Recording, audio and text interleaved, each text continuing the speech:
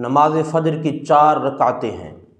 سب سے پہلے نماز فجر کی 2 پہلے سنتیں ہیں، اس کی نیت سماعت فرمائیں۔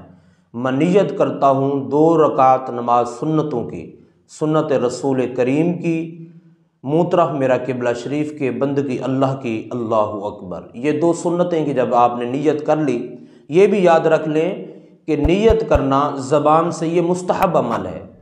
زبان سے کوئی شخص نیت نہیں بھی کرتا تو بھی اس کی نماز جائز ہوگی، یہ یاد رکھنا چاہیے۔ ان مسائل کو ہمیں کافی لوگ پریشان ہو جاتے ہیں۔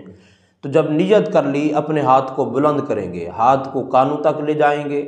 جب ہاتھوں کو کانوں تک لے گئے، پھر اللہ اکبر کہہ کے ہاتھوں کو باندھ لینا ہے ناف کے نیچے۔ اس کے بعد ہم نے سب سے پہلے ثنا پڑھنی ہے، سبحانک اللہم و بحمدک و تبارک اسمک۔ جب ثنا مکمل ہو جائے گی، اس کے بعد سورۃ فاتحہ پڑھی جائے گی۔ سورۃ فاتحہ کے بعد کوئی سی آپ کو چھوٹی سی سورت اگر آتی ہے وہ اس کے ساتھ ملائیں گے۔ سورت ملا لی، اس کے بعد رکوع میں گئے۔